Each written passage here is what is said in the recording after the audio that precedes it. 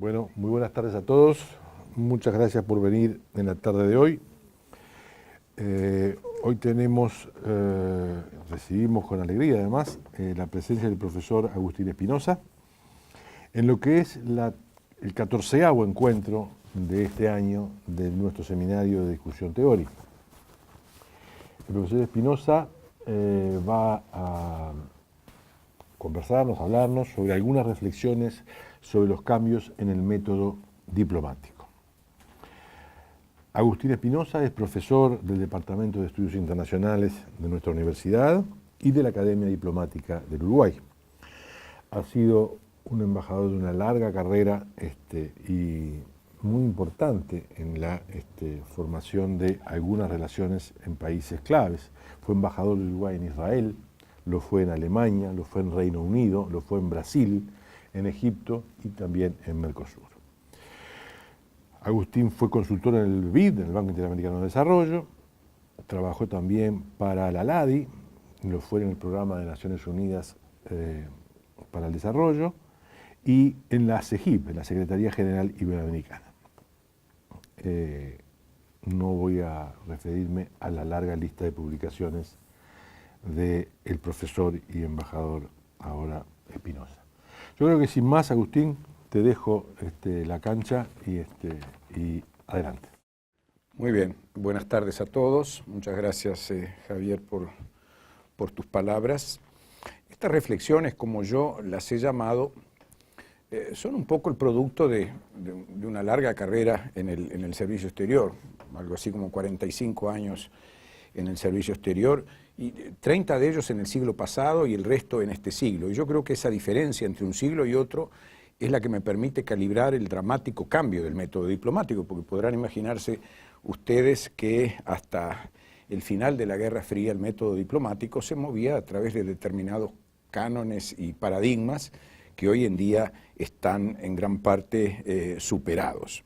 Eso me permite de alguna manera estas reflexiones sobre esos nuevos paradigmas y también sobre los nuevos instrumentos que han sido puestos a disposición de la diplomacia para adaptarse a esos cambios a los cuales me voy a referir. Pero desde el comienzo yo me quiero asegurar una cosa muy importante para no desvirtuar los valores de la diplomacia tradicional. Digo esto porque muchos autores, quiero mencionar uno, tal vez el más emblemático de todos, Shun Riordan, es un diplomático investigador inglés, que publicó un libro extraordinariamente interesante, pero muy dramático, que se llama Adiós a la diplomacia, donde él trata de dejar en claro que la diplomacia tradicional hoy no existe más. Yo no estoy de acuerdo porque creo que hay 2 o 3 elementos que nos hacen pensar que la diplomacia tradicional todavía está en vigor. Primero, porque el Estado-Nación no ha desaparecido. El Estado-Nación permanece como tal y la diplomacia tradicional es el eje central de defensa de los intereses del Estado-Nación. Después, porque creo que los pequeños países como el nuestro tienen que parapetarse detrás del derecho internacional y el derecho diplomático más que nunca, y a pesar de que estas normativas puedan parecer hoy en día insuficientes y obsoletas, yo creo que estos cuerpos jurídicos siguen siendo los que nos ofrecen a los pequeños países más garantías y legitimidad. Por lo tanto, yo creo que la coexistencia de la diplomacia tradicional con los nuevos paradigmas, los nuevos métodos, definen mucho mejor la realidad hoy en día. Hay un autor canadiense que a mí me gusta mucho, que escribió un libro que se llama Guerrilla Diplomacy, de diplomacia de guerrillas, que se llama Daryl Copeland, que decía que cuando hoy hablamos de relaciones internacionales estamos hablando de administrar la colosal fuerza de la globalización. Y esto tiene sentido a los efectos de la charla de hoy, porque 2 generaciones atrás la política era el principal trabajo de las cancillerías. De eso nos ocupábamos nosotros 20 años atrás. Pero las cosas han ido cambiando y la diplomacia hoy se ha vuelto mucho más volátil, mucho más multidireccional y multifacética también. Las crisis hoy afectan al ciudadano común en todos los aspectos de su vida y esas crisis escapan al control de los propios ciudadanos y son de cualquier tipo. Me refiero a las crisis que provocan recesiones económicas, a las pandemias virulentas, a las migraciones, al terrorismo, al cambio climático. Y la diplomacia hoy tiene que lidiar con todas esas crisis externas que escapan del foco político que concentraba la atención de estas instituciones, de estas cancillerías, hasta prácticamente fines de la Guerra Fría, hasta fines del siglo pasado. Esta primera reflexión sobre los cambios nos lleva a hacer algunas apreciaciones sobre la aparición, desde hace unos 20 años, de un nuevo paradigma de la diplomacia, que, vuelvo a repetir, se mantiene paralelo a la diplomacia tradicional, pero que no está incorporado totalmente aún al método diplomático de nuestras cancillerías, por lo menos de la nuestra, y de las cancillerías más convencionales. Nos referimos a tres métodos especialmente: a la paradiplomacia, a la diplomacia pública y a la diplomacia digital. Paradiplomacia. La definición más simple de la paradiplomacia dice que es toda forma de actividad llevada a cabo por actores no estatales, entendiendo por tales, y aquí hay una larga lista. Comienzo con los más importantes por la dimensión que han cobrado en el escenario internacional, que son los gobiernos regionales, las empresas transnacionales, las centrales sindicales, las comunidades lingüísticas, las comunidades religiosas, las comunidades étnicas, todas las organizaciones no gubernamentales, los lobbies internacionales, las comunidades científicas, la diplomacia mediática y, ¿por qué no?, la diplomacia de las celebridades. Hoy hacen diplomacia Angelina Jolie. O sea, la celebrity diplomacy es un elemento con el cual tiene que competir el diplomático tradicional en la promoción de determinados valores. Todos estos actores que Bertrand Badi, un gran escritor francés que publicó un ensayo fantástico que se llama La fin du territoire, lo llama con mucha ironía los intrusos de la diplomacia. Y yo creo que así los vimos nosotros, los diplomáticos convencionales, cuando comienzan a aparecer en el escenario internacional. Todos estos actores, todos estos intrusos participan hoy de las relaciones internacionales, estableciendo o contactos permanentes o contactos ad hoc con entidades públicas o privadas internacionales, con el fin de promover cualquier dimensión exterior de sus propias competencias institucionales. En este sentido, yo diría que lo que viene cobrando particular importancia desde hace unos 20 años son las prácticas llevadas a cabo por los gobiernos regionales, especialmente en Europa y en América del Norte, pero también en nuestro continente. Y vamos a citar algún ejemplo.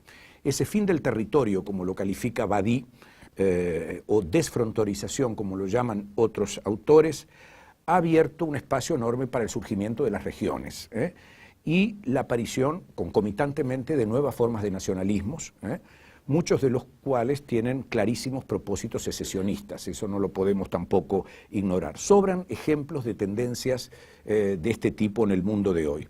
Las regiones salen al exterior de las fronteras del Estado-Nación y establecen relaciones políticas, económicas y de cooperación con otros estados y también con organizaciones internacionales. Pensemos lo que está pasando en Cataluña, pensemos lo que está pasando en Quebec, pensemos lo que pasa con Baviera y, ¿por qué no?, con las desviaciones constitucionales de varios gobiernos municipales en nuestro país que salen al exterior a promover sus departamentos, firman acuerdos de cooperación, establecen, y muchas veces todo a espaldas del gobierno central.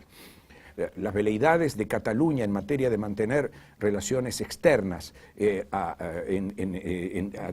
tiempo completo le han generado enormes problemas al Ministerio de Relaciones Exteriores, y el propio actual canciller ha tenido que poner en orden a través de legislación que ordene de alguna manera la acción exterior de estos gobiernos, que abren representaciones en el exterior, que firman acuerdos y que establecen vínculos de todo tipo a espaldas del organismo central que dirige las relaciones exteriores del Estado. En lo que tiene que ver con Uruguay, nos hemos sorprendido de ver misiones presididas por intendentes que viajan a España, Italia y firman acuerdos de cooperación para atraer capitales, inversiones, etcétera, etcétera, a espaldas de la Cancillería. Y todo esto se complica porque hoy hay procesos transnacionales de integración, léase Mercosur, léase Unión Europea, todos propios de este siglo, que le han abierto las puertas a las regiones. Y las regiones han empezado a desarrollar con estos procesos de integración ejercicios de cooperación transfronteriza. La Unión Europea es el más claro ejemplo de este caso, y provocando el temor, la sorpresa de las cancillerías frente a lo que de alguna manera son considerados o eran considerados desbordes del concepto tradicional de soberanía. El Mercosur nos ofreció numerosos ejemplos de esta tendencia. Mercosur Ciudades es un claro ejemplo en el cual los municipios comenzaron a creer, las ciudades y los municipios en el Mercosur comenzaron a gestar políticas de cooperación y de desarrollo, muchas veces sin consulta con las cancillerías. Y en Mercosur Fronteras también, muchos ejercicios de desarrollo fronterizo se han hecho a veces a espaldas de los ministerios de Relaciones Exteriores. Entonces, yo diría que la diplomacia tradicional está hoy tratando de analizar todas estas formas de paradiplomacia porque de alguna manera tiene que empezar a interactuar con esas nuevas formas y tiene que hacerlo sobre todo, y ese es el gran cambio, sin ningún preconcepto. Y eso es lo que más cuesta. Existe un preconcepto sobre estas nuevas, sobre estos desbordes, sobre esta relación con los intrusos, como decía Badi. Hay que reconocer que las respuestas de las cancillerías a este nuevo paradigma es muy diferente según las regiones que se trate y según dónde se estén dando estos fenómenos. Pero yo diría, y no creo equivocarme, que el recelo sigue siendo la tónica que generan estos desbordes en la diplomacia tradicional. ¿Por qué? Porque ahí, retomando de nuevo lo que dice Bertrand Badi, a los estados no les gusta la idea de una sociedad civil internacional que de alguna manera corroe su identidad y por ende la soberanía de los estados.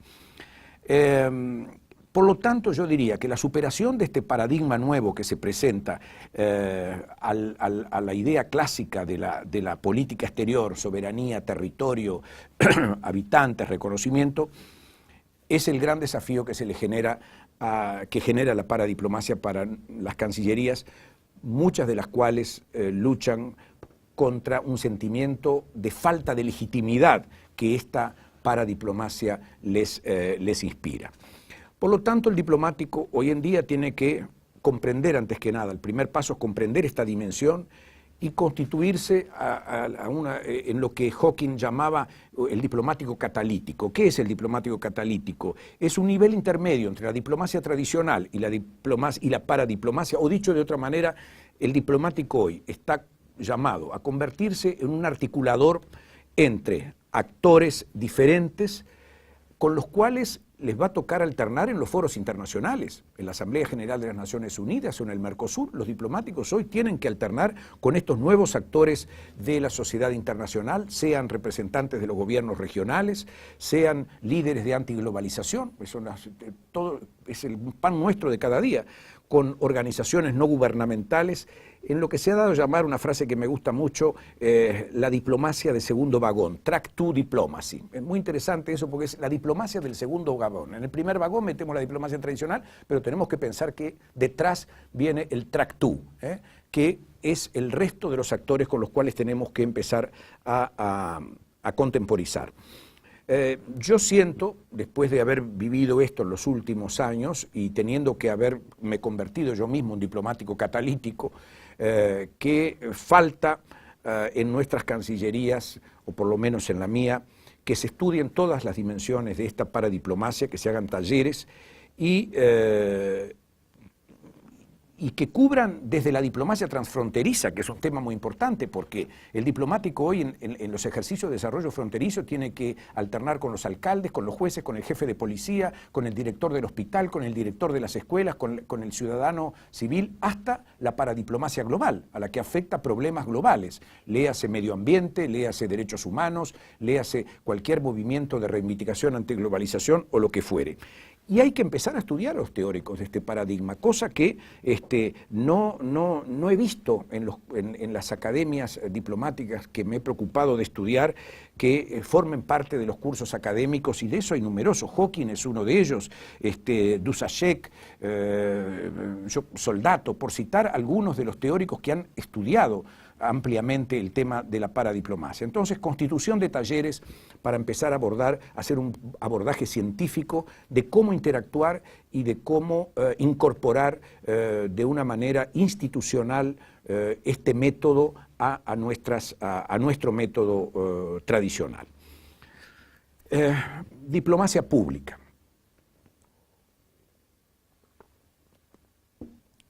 La sociedad del conocimiento, que va de la mano de la globalización, viene modificando desde hace bastante tiempo las relaciones internacionales, y eso también nos obliga a darle una respuesta desde la diplomacia. Hay que darle una respuesta a estos fenómenos. Y esta respuesta es lo que se ha dado en llamar de alguna manera diplomacia pública. Es un concepto que ha tenido un largo recorrido desde la época en que el presidente Wilson lanzara ya por 1918-1919 la idea de la democratización de la diplomacia, la transparencia en la diplomacia, que revolucionó toda la idea del secretismo en el manejo de las relaciones exteriores. Hoy el Estado tiene que ampliar un poco su público. Y el público viene de todos lados. ¿Y para qué tiene que comunicarse? Para defender mejor sus intereses y su imagen. Y lo tiene que hacer comunicando ideales, comunicando valores, como ocurrió en los primeros pasos de la diplomacia pública, que no era otra cosa que en aquellas épocas era la propaganda, mera propaganda. Pero hoy en día es una cosa mucho más efectiva, es la construcción de relaciones de confianza y de diálogo estable y duradero entre los estados. Esa es la definición, yo creo, de diplomacia pública. Construcción de relaciones de confianza y de diálogo estables y duraderos entre los estados. Y esto exige un nuevo método diplomático que responde a la manera de cómo los estados gestionan el soft power a través de redes para mantener relaciones de confianza que involucren al mayor número de actores, sean estos países, sean estas organizaciones internacionales o sujetos individualmente considerados. Estas redes hoy en día son tan importantes que muchas veces determinan las agendas internacionales, y el desafío de nuestras cancillerías es avanzar de la mano de estos nuevos actores o si no, entrar en conflicto con ellos. Y estos actores son muy diversos, vuelvo a repetir, desde las compañías transnacionales, la comunidad científica, las organizaciones no tradicionales, en fin, y en último caso, comunicación de persona a persona, porque los individuos también hoy interactúan en estos espacios. Entonces, eso nos lleva a la siguiente reflexión. Los que no lo hemos hecho, tenemos que crear en nuestras cancillerías espacios para todos estos actores, no solamente compartiendo información, sino también interactuando. No es solamente un rol pasivo, sino que hay que interactuar con todas estas fuerzas. Esto se está haciendo de alguna manera, pero se está haciendo todavía en forma modesta y no institucional. No obedece a un programa de trabajo de la Cancillería. Al comienzo del ejercicio del año es raro encontrar que se establezcan como pautas de trabajo del servicio exterior este tipo de tareas.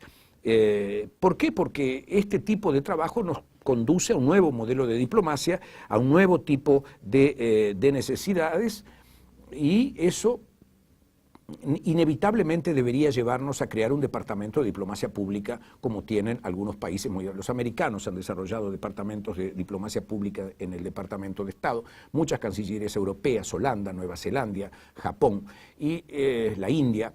Y estos son cosas muy importantes, porque ¿qué haríamos con ese departamento? Tendríamos que planificar estratégicamente las acciones requeridas para reforzar ese diálogo y para ganarnos la confianza de los actores que la Cancillería seleccione para interactuar en este nuevo método diplomático. Y la premisa para este trabajo que debería realizarse es la siguiente: la imagen y la reputación de un país son los bienes públicos que pueden crear un ambiente favorable al país en cualquier dimensión. Y dicho de otra manera, cuando hablo de bienes públicos, estoy hablando de la promoción del interés nacional. Y la promoción del interés nacional es un elemento fundamental para la construcción de política exterior, no hay la menor duda. Por lo tanto, es eso lo que se pretende con esto. Y para lograr estos instrumentos hay que referirse a los ejercicios, los modelos más exitosos, que los hay y muchos, y estudiar a los teóricos, que también son muchos. Hay un excelente trabajo de diplomacia pública en la bibliografía actual de Víctor Obiamienoay, donde él resume en un lindo trabajo todo lo que se ha escrito en la actualidad o los principales actores. Ahí está Riordan, el que mencionaba, el autor de Adiós a la diplomacia, Leonard, Noga, en fin, es un libro que hay que empezar por ahí, a ver qué se ha escrito sobre estos temas. Una última observación: no confundamos diplomacia pública con marca país, son dos cosas diferentes. Cuando hablamos de diplomacia pública, lo que pretendemos es una opinión pública favorable y crear relaciones sólidas. La marca país, o también branding, como se le llama también, lo único que pretende es incrementar las ventas de bienes y servicios nacionales. Cuando hablamos de Uruguay Natural, estamos haciendo branding, estamos haciendo marca país. Eso no es diplomacia pública. Entonces, para terminar con esto, yo diría que la diplomacia pública está obligando hoy en día, más que nunca, a las cancillerías a crear espacios para poder instrumentarla, porque todas estas cosas hay que instrumentarlas, hay que buscar los instrumentos a través de los cuales se trabaja en estos temas. Y eso nos lleva a otro de los grandes desafíos del método diplomático que se ha dado en llamar la diplomacia digital. Esta, por cierto, ya más, de alguna manera, más conocida por nuestras cancillerías, porque poco a poco han ido introduciendo determinados cambios en las tecnologías de comunicación que, de todas maneras, han provocado un impacto dramático en la diplomacia. Eso es una realidad. Yo leí por ahí que cuando en 1860 el ministro de Relaciones Exteriores británico, Lord Palmerston, en aquel momento recibió en el Foreign Office el primer mensaje transmitido por telégrafo, se asustó tanto que dice: Dios mío, es el fin de la diplomacia. Y bueno, y esa reacción dramática de Lord Palmerston la sufrimos los que trabajamos en el siglo pasado en la tarea diplomática, porque tal como en el siglo XIX se asustaron con la aparición del teléfono, de la radio, en el siglo XX, cuando aparecieron los telex y cuando aparecieron los fax, y en este siglo con internet, con el teléfono móvil, con la web 2.0, todo eso, esos cambios siempre han sido dramáticos para las cancillerías. Las cancillerías nunca recibieron, y vamos a ver por qué, estas nuevas tecnologías de la comunicación con alegría. Todos estos nuevos métodos definen a lo que hoy es, que David Cameron llamó diplomacia digital. Él fue el que inventó la palabra diplomacia digital. Y hoy, uno de los grandes dramas de la diplomacia, que fue el síndrome de la distancia, todo eso ha sido superado a través de todas las variantes que tiene la diplomacia digital: páginas web, blogs, Twitter, Facebook, YouTube, todas esas cosas que hoy son moneda corriente entre los ciudadanos comunes para comunicarse, y en el sector privado, en las diplomacias recién, en muchos servicios exteriores, recién se están incorporando de una manera masiva. Y sumémosle a eso el teléfono móvil. Los cambios son dramáticos. Yo creo que a veces cito en las clases unas anécdotas de los años 70, siendo yo secretario de nuestra misión en Bruselas y estábamos en pleno proceso de negociación del primer acuerdo comercial no preferencial entre el Uruguay y la Unión, en aquella época la Comunidad Económica Europea, las comunidades europeas, que cuando se necesitaba una comunicación telefónica con Montevideo había que pedir un día antes una llamada con prioridad de Estado, con una hora fija para que la telefonista nos diera el llamado, y el llamado nunca concluía porque, primero, era muy costoso, Segundo, las comunicaciones eran tan malas y al final teníamos que renunciar. Estamos hablando del comienzo de la década de los 70. Y ni hay que hablar de otro tipo de comunicaciones. La valija diplomática llegaba por navío, 30 días después al puerto de Amberes, iba a buscar uno la valija, la abría, venían los diarios de 30 días atrás y las notas de la Cancillería que uno respondía también por valija, que llegaban 2 meses después a las capitales. Entonces eso lo vivimos en el siglo pasado, los diplomáticos como moneda corriente.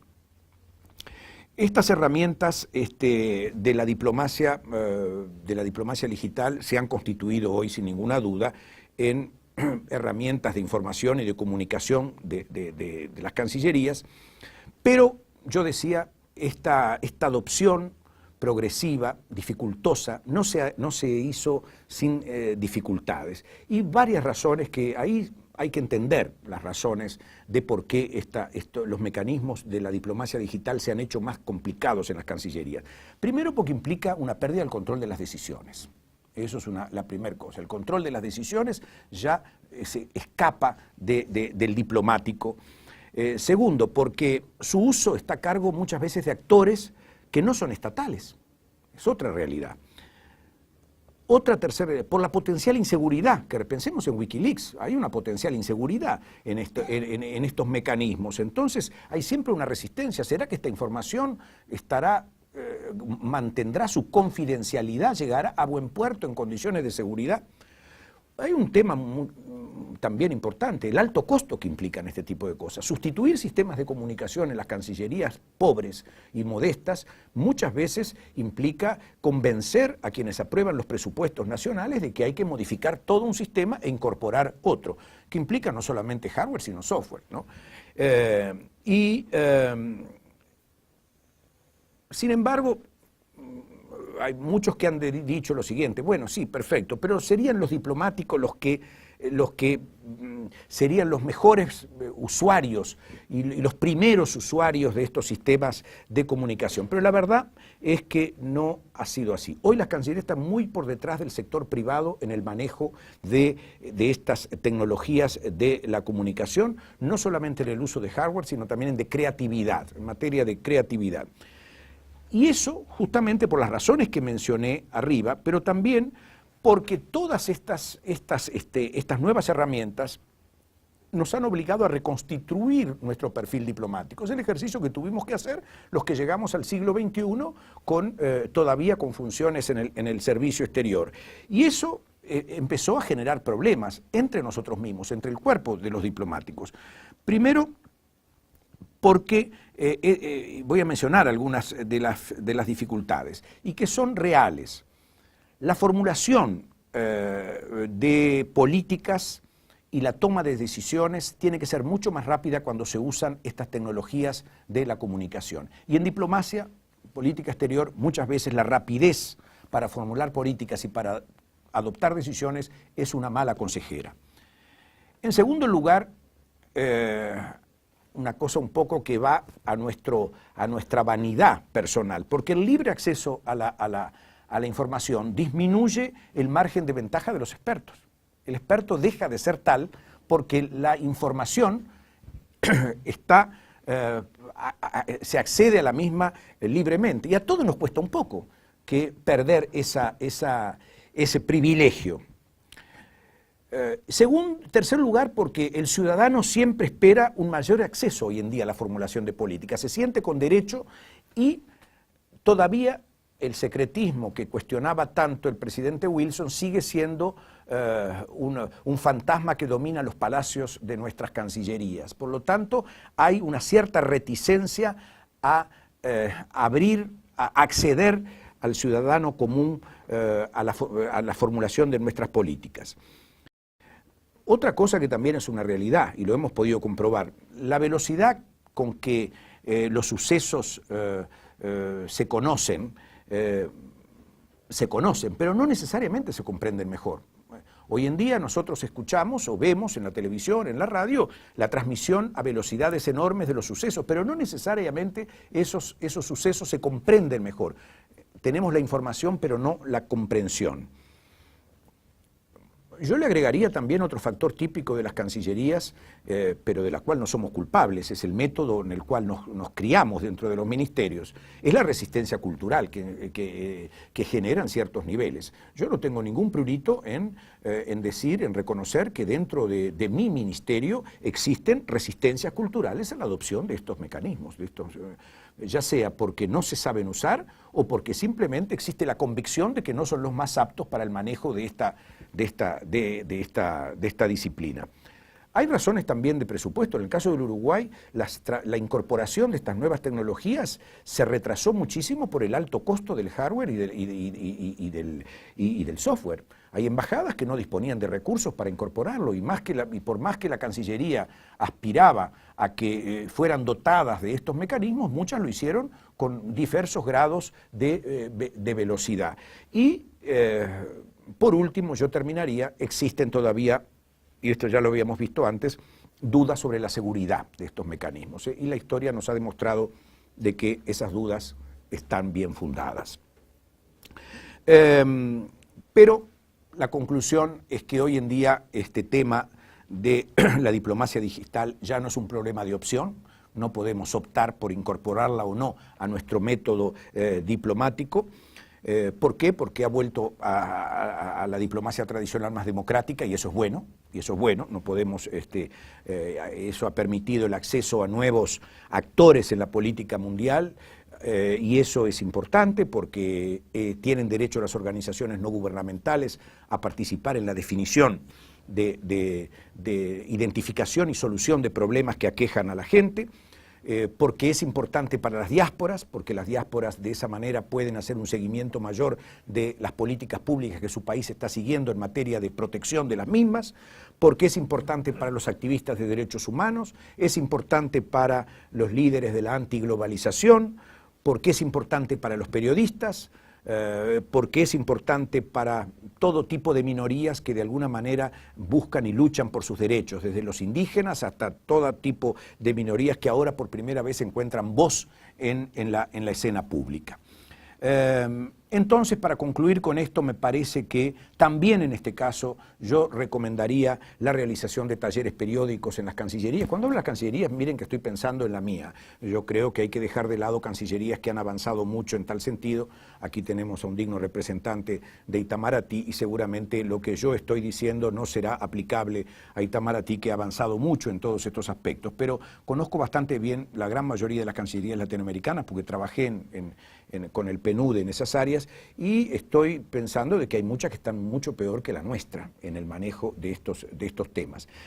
Talleres entonces donde expertos en estas tecnologías, nuevas tecnologías y funcionarios diplomáticos puedan evaluar juntos no solo el funcionamiento de las mismas, sino también la efectividad de estas tecnologías, el contenido de estas tecnologías. Hay que darle contenido y hay que saber qué contenidos hay que incorporar en las mismas y dejarse guiar por las experiencias comparadas, que tenemos siempre un gran rechazo a ver qué hacen los otros. Hay siempre que consultar a los que han hecho estas cosas mejor y hoy está lleno de ejemplos de este tipo. Y tratando de respetar las características propias que reviste la función diplomática, porque todos estos métodos no sirven para todos igual. No es lo mismo una empresa que vende carne a un ministerio de Relaciones Exteriores. Por eso hay que respetar las características específicas de la función diplomática. En conclusión, hoy tenemos que admitir que las cancillerías no tienen más el monopolio de los asuntos exteriores, tienen que reinventarse como coordinadores de todas las políticas exteriores que golpean en las puertas de los ministerios de Relaciones Exteriores. Hoy hay muchas políticas exteriores. Las políticas exteriores llegan desde el Parlamento, llegan desde los partidos políticos, llegan desde los sindicatos, llegan desde la prensa, llegan desde la sociedad civil, llegan desde los empresarios, llegan desde los promotores culturales. Piensen ustedes, por ejemplo, en algo muy reciente. La firma de un acuerdo de libre comercio con China ha opinado todo el mundo. Y estoy seguro que el canciller y su equipo tienen que estar tomando en cuenta la opinión que sobre la firma de un tratado de libre comercio con China implica para los sectores, para las cámaras de comercio, para la Cámara de Industria, para el PIT-CNT, en fin, para todas las personas que están hoy observando estos fenómenos. Y entonces aquí nuevamente yo creo que tenemos que hacer ese ejercicio de diplomacia catalítica, de asumir el rol del diplomático como un diplomático catalítico.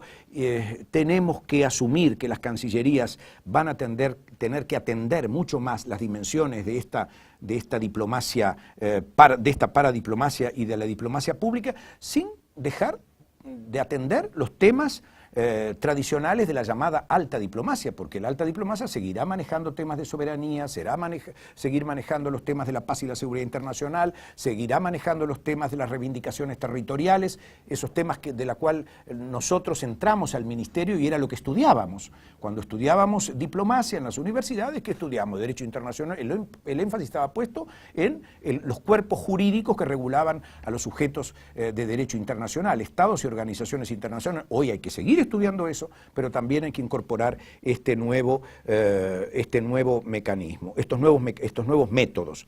Y habrá que empezar a evaluar más seriamente la eficiencia de los instrumentos de la diplomacia digital, ver qué instrumentos han sido mal utilizados, y diseñar tal vez instrumentos de la diplomacia digital que se adecúen más a las características propias de los servicios diplomáticos de nuestros países. Estas eran las reflexiones que yo quería más o menos contar en el día de hoy. Muchas gracias.